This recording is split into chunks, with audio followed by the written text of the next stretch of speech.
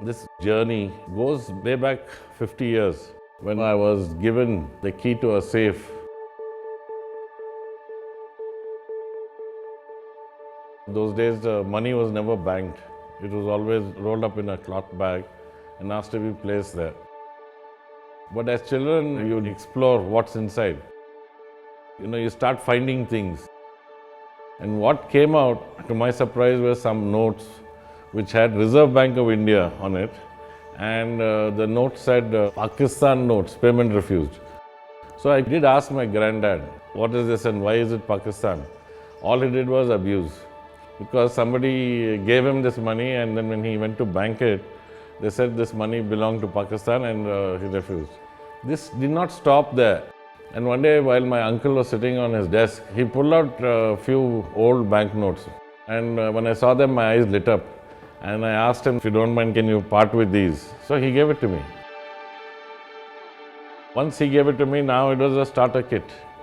And in that there was a 2.5 rupees or 2 rupees 8 annas note. And that denomination fascinated me. So the collection became a hobby and I started trying to find out how to get more of these notes. What was a hobby became a passion and passion became an obsession. And the excitement has come because the 50 years that I put into this hobby, the knowledge that I gained, the more you come to know, the more excitement it is. And it's not a single day, maybe in the last 20 years where I haven't spent 2 or 3 hours doing research. Now when the collection reached to a point where it is so huge and so intense, I wanted to start a museum. See, money is an aspect of life which is very important to all.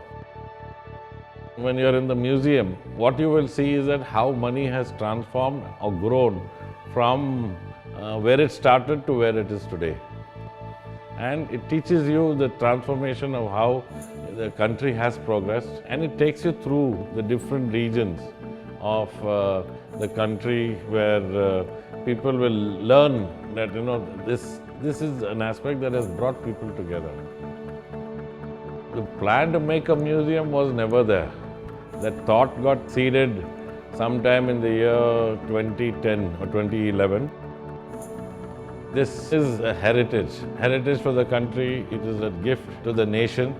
It is something that the children and everyone else will come to learn about our culture, about our heritage, and they'll be proud when they go back that such a thing exists. The museum has some spectacular artifacts which will amaze even a child or a person who's just a visitor to the site. To an ardent collector, it's very different because he's not even seen it. He's probably seen an image. He's not physically seen something at a distance. I'm very excited about the artifacts that are there in the museum. I have something called the Star of India. There was a medal given by the British to the royalty. That Star of India is used as a watermark in the first portrait series. There was also things like the earliest known banknote, which is dated 5th September 1812. You can see that note. There are few notes of very high denomination notes. We had 10,000 rupee notes way back in the 1800s. Every note tells a story. There is a vignette or a motif which shows how the country has moved in time. Also, it's very important to say that, whether we are in Kashmir or whether you are in Kanyakumari, the common factor is not the language, it is the note.